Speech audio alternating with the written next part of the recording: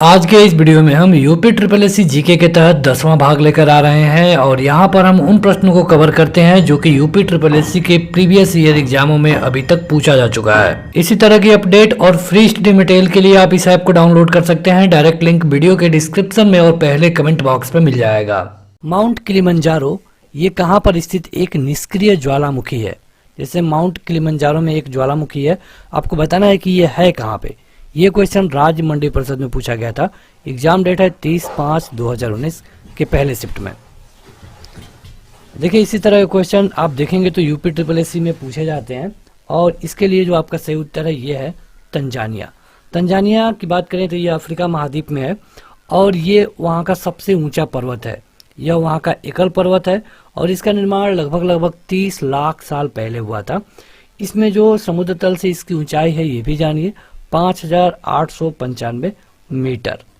यह लगभग 1688 वर्ग किलोमीटर में फैला हुआ है। गैलेरस ज्वालामुखी किस देश में स्थित है? गैलेरस ज्वालामुखी किस देश में स्थित है? ऑप्शन है कोलंबिया, मैक्सिको, इटली या फिर हवाई। ये क्वेश्चन ग्राम विकास अधिकारी में पूछा गया था, तो ये है कोलंबिया में। कोलंबिया में है गैलेरस ज्वालामुखी और यह ज्वालामुखी इक्वाडोर जो देश है उसी के पास में है।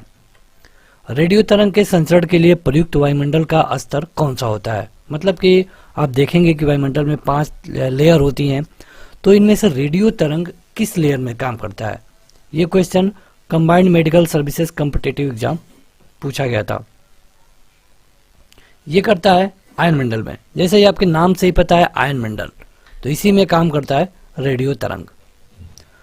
वायु का लगभग कितना % भाग ऑक्सीजन है? जैसे वायु तो है ही, लेकिन उसका कितना भाग ऑक्सीजन है? जैसे आप देखते हैं अगर 100 की बात करें तो इसमें से 78 तो नाइट्रोजन ही है। ऑक्सीजन कितनी है?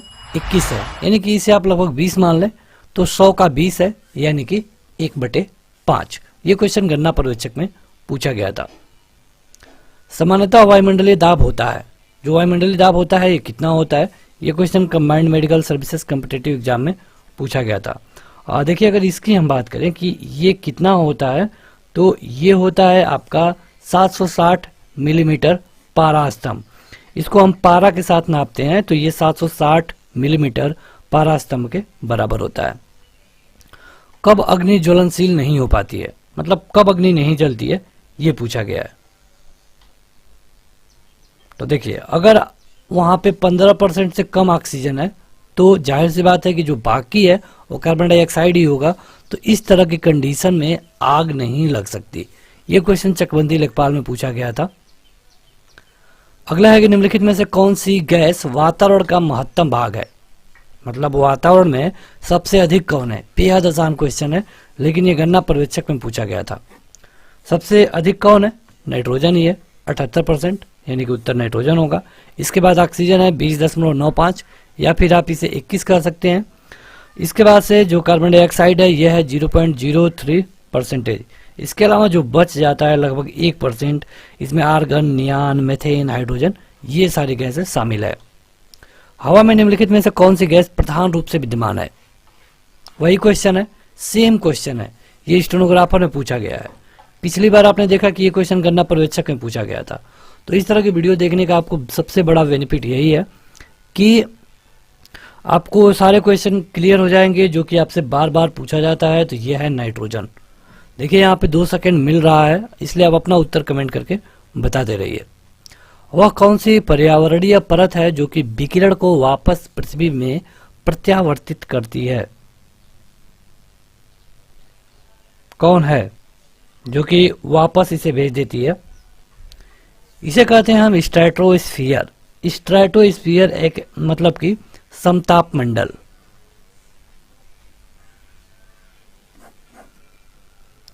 अगला है कि धुंध जो नमी के बड़े कणों से बनता है उसे हम क्या कहते हैं? मतलब नमी के जो बड़े कण हैं उनसे धुंध बनता है, तो इसे हम कहते क्या हैं आम भाषा में? क्या इसे हम कोहरा कहते हैं, ओस कहते हैं, बादल कहते हैं या फिर इनमें से कोई नहीं? देखिए इसे कहते हैं हम कोहरा। ये क्वेश्चन अमीन परीक्षा में पूछा गया था। वायुमंडल में लगभग कितने % नाइट्रोजन होती है?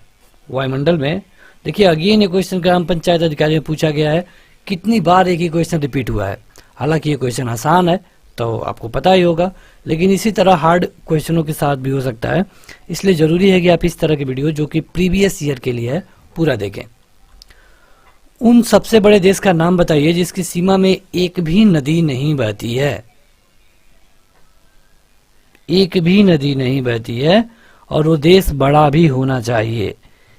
देखिए, अगर आप देखेंगे कि इस तरह का कोई देश, तो यह है सऊदी अरब।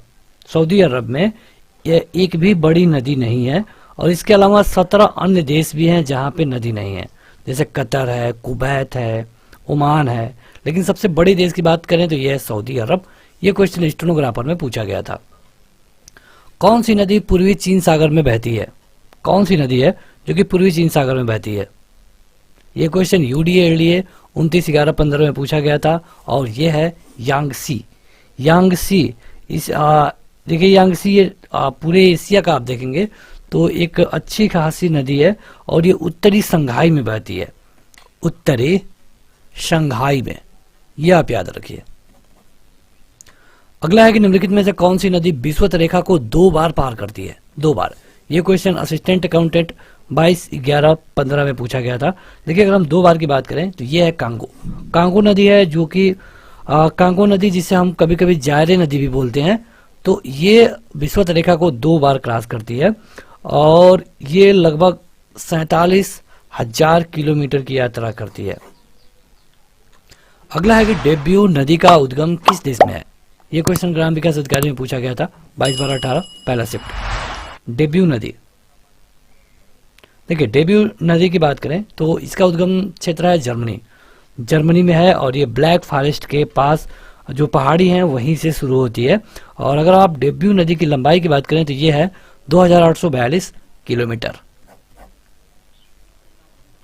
माले, इसकी राजधानी कहाँ पे है? ये क्वेश्चन लोअर द्वितीय में पूछा गया था, तो यहाँ पे हम 2 सेकंड आपको टाइम दे रहे हैं ताकि आप खुद अपना दिमाग लगा सकें और अपना उत्तर दे सकें, क्योंकि ऐसे अगर आप केवल एक बार वीडियो देख लिए तो अधिकतर क्वेश्चन भूल जाएंगे। वैसे ये जियोग्राफी है तो वैसे भी क्वेश्चन ज़्यादा लोग भूलते हैं, तो इसलिए आप अपना उत्तर भी कमेंट करके बताते रहिए। ये है मालदीव का।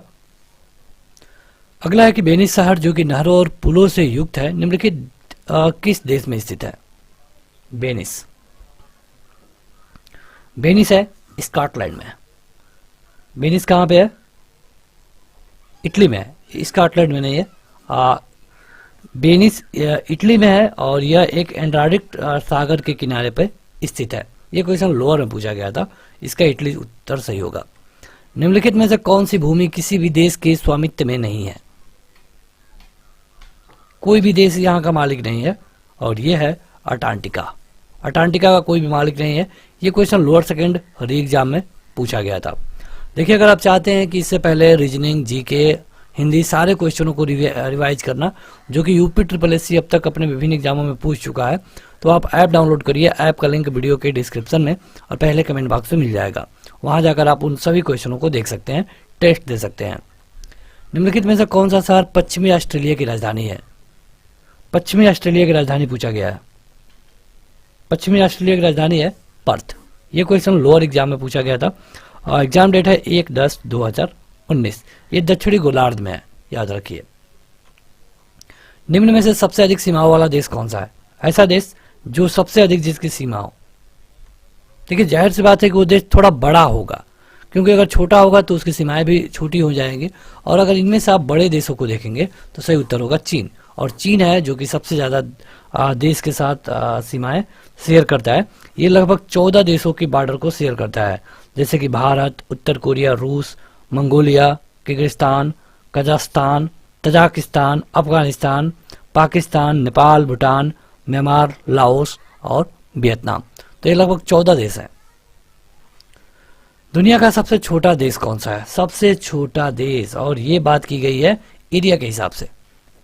एरिया के हिसाब से सबसे जो छोटा देश है यह है वेटिकन सिटी। इसकी राजधानी भी वेटिकन सिटी है। और आप देखेंगे कि अगर इसकी हम एरिया की बात करें तो केवल 44 हेक्टेयर है। 44 हेक्टेयर। अगला है कि ग्रेनेडा कहां पर स्थित है? ग्रेनेडा कहां पर स्थित है? अरेबियन सागर, कैरिबियन सागर। ये क्वेश्चन लोअर द्वितीय में पूछा गया था, देखिए ग्रेनेडा शामिल है कैरिबियन सागर में। स्वीडन की राजधानी का नाम क्या है? आसान क्वेश्चन है, ये क्वेश्चन व्यायाम प्रशिक्षक में पूछा गया था, तो सभी लोग अपना उत्तर कमेंट करके बताएं कि स्वीडन की राजधानी कहां पर है। इसके अलावा देखिए इसमें कई सारे और भी हैं, जैसे बर्न है। तो स्वीडन की हम बात करें तो यह है स्टॉकहोम, स्वीडन की राजधानी है स्टॉकहोम। बाकी स्विट्जरलैंड की राजधानी है बर्न, स्विट्जरलैंड की। लग्जमबर्ग का लग्जमबर्ग ही होता है, और स्पेन की जो राजधानी है यह है मैड्रिड, स्पेन। इनमें से कौन सा यूरोपीय देश है? मतलब यूरोप, एशिया, ये महाद्वीप होते हैं, तो इनमें से कौन है जो कि यूरोपीय देश है? ये क्वेश्चन ग्राम विकास अधिकारी के 23/12/18 के सेकंड शिफ्ट में पूछा गया था। यूरोपीय देश की बात करें तो यह है बुल्गारिया, बुल्गारिया। अगला है कि देखिए यहाँ पे जो और ऑप्शन है 3 टे, ये किस में आते हैं? तो ये अफ्रीकी देश है, ये अफ्रीकी देश है। अजरबैजान जो कभी सोवियत संघ यानी कि यूएसएसआर का एक हिस्सा था, निम्नलिखित में से कौन सी उसकी राजधानी है? देखिए पहले ये यूएसएसआर में था, जो कि पहले रूस इसी में था, लेकिन जब ये अलग हुए तो अब बताइए कि अजरबैजान की राजधानी कहां पे है? ये क्वेश्चन पूछा गया था लोअर एग्जाम 30/9/2019 में, और इसकी राजधानी है वाकू, वाकू इसकी राजधानी है। ये देखिए ये 1991 में अलग हुआ था यूएसएसआर से। तो बस आज के इस वीडियो में इतना ही। वीडियो को लाइक करने के साथ इस ऐप को जरूर डाउनलोड करें, इसका लिंक वीडियो के डिस्क्रिप्शन में और पहले कमेंट बॉक्स में मिल जाएगा। आज के इस वीडियो में इतना ही, थैंक यू।